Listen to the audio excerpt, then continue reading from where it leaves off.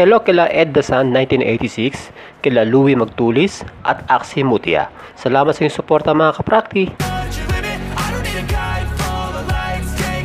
Ang dumbbell shoulder press ay magandang exercise para sa ating front delts. Oo, may konting tama din ito sa ating middle delts.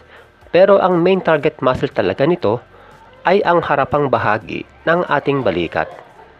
Ang kagandahan dito sa exercise na ito ay maaari mong gawin ang pinakamabigat na kaya mo na hindi ka mai-injury. Yan ay kung alam mong gawin ito ng tama. Di gaya sa mga front raises, side raises, at reverse fly ay mas effective gawin ang mga ito ng hindi kabigatan ng weights. Kaya sa video ito, ituturo ko sa inyo ang tamang posisyon ng mga kamay at tamang paggalaw ng dumbbell shoulder press upang sa bawat set na gagawin nyo dito ay mararamdaman nyo yung muscle pump at makaiwas na rin tayo sa injury na maaaring maidulot ng exercise na ito.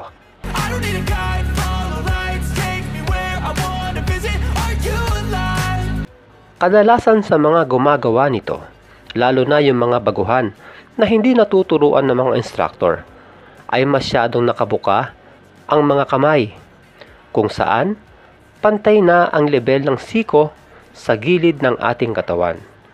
Bukod sa hindi masyadong natatamaan ang front delts sa ganyang posisyon, delikado pa yan sa ating balikat dahil maaaring pagmulan yan ng injury. Sa halip na ganyan, iabante ng bahagya ang mga siko na gaya ng makikita sa video. Sa ganitong posisyon, siguradong sa pull ang ating front delts. Hindi pa mahihirapan ng ating balikat sapagkat ito ay nasa normal na posisyon. Hindi na kinakailangan ibaba ng husto ang mga balikat sapagkat muli mabibinat ng todo ang balikat kapag ganyan, lalo na kapag mabigat ang dala mong dumbbell. Magkakaroon ito ng matinding stress sa balikat na maaaring pagmulan ng injury.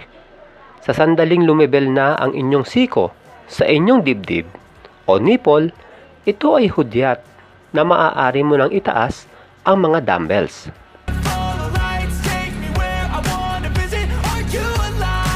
At sa pag-angat naman ng mga kamay, hindi na rin kinakailangan ilak ang mga siko o tuwid na tuwid ang mga ito.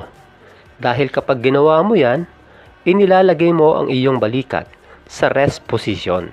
Ibig sabihin, nababawasan ang intensity ng exercise o hindi masyadong nahihirapan ang ating front delts sa ganitong galawan. Sa sandaling lumibel na ang mga siko sa gitnang parte ng ating mukha o sa ilong, hudyat ito na maaari mo nang ibaba ang mga dumbbells.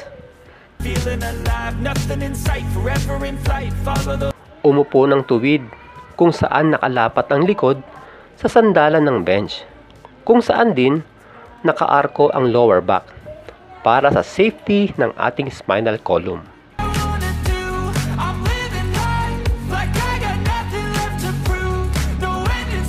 Sa pag-angat ng mga dumbbells, tiyakin na hindi ito lumalayo o hindi pa buka ang paggalaw nito. Kapag ganyan, ibig sabihin masyadong magaan o maaaring masyadong mabigat ang gamit mong dumbbells. Sa halip, dapat ay perpendicular o tuwid lang ang galawan nito sa pababa at pataas.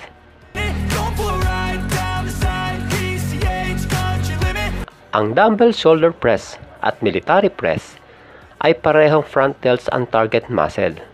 Kung sakaling mas gusto mong gawin ang military press, ganito rin ang gawin mong posisyon ng mga kamay.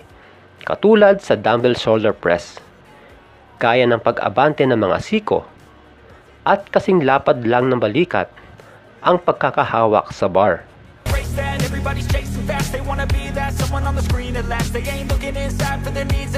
Ang pinakasikreto dito sa dumbbell shoulder press ay dapat kontrolado sa paggalaw, lalo na sa pababang direksyon.